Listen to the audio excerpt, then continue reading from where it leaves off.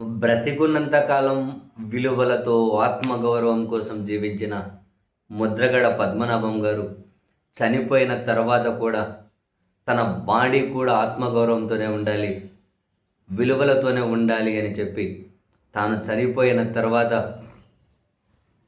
ఎలా ఉండాలి, ఏ కార్యక్రమాలు చేయాలి, ఎక్కడ ఖననం చేయాలి అనే దాని మీద ముందే వాళ్ళ కుటుంబ సభ్యులకు కూడా చెప్పి ఆయన పెట్టుకున్నారు.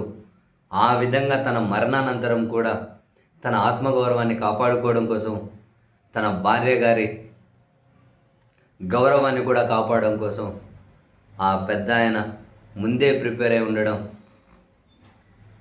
నిజంగా అటువంటి వ్యక్తులు ఇప్పుడు చాలా చాలా అరుదు. చనిపోయిన తర్వాత నన్ను ఇంటి ఆవరణలోనే ఎక్కడ పూడ్చాలి అనేది కూడా ముందే చెప్పి పెట్టారని, ఈ ప్రభుత్వంలో నేను చనిపోతే నన్ను వేధించి వెంటాడి అవమానాలకు గురి చేసినటువంటి ఈ ప్రభుత్వం నుంచి నాకు గౌరవ వందనం వద్దని, నన్ను సాదాసీదానంగానే ఖననం చేయాలని, నా భార్య బ్రతికినంతకాలం సుమంగలిగానే బ్రతకాలి అని, ఈ దినకార్యాలు లాంటివేవి నాకు చెయ్యకండి అని, నేను చనిపోయినా కూడా నా కూతురు నా బాడీని తాకడానికి వీల్లేదు అని.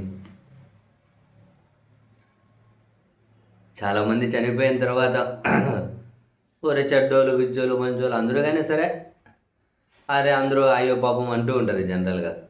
కానీ అలా కాదు. బ్రతికున్నప్పుడే కాదు, చనిపోయిన తర్వాత కూడా నాకు ఆత్మగౌరవం అలాగే ఉండాలి అని చెప్పి ఆయన భావించడం, అంత కమిటెడ్గా ఆయన సీరియస్లీ ఇంటి ఆవరణలోనే నన్ను ఖననం చేస్తే నేను ఇక్కడే ఉన్నట్లు భావిస్తానని, వాళ్ళ భార్య గారికి కూడా మా ఆయన ఇక్కడే ఉన్నారని ఫీల్. అబ్బా, ఎంత వాళ్ళ దాంపత్యపు విలువలు చూడండి, భార్య గారిని గౌరవించిన విధానం చూడండి, చనిపోయిన తర్వాత కూడా గౌరవాన్ని కోరుకున్న ఆయన ఆయన మనస్తత్వం చూడండి. సీరియస్లీ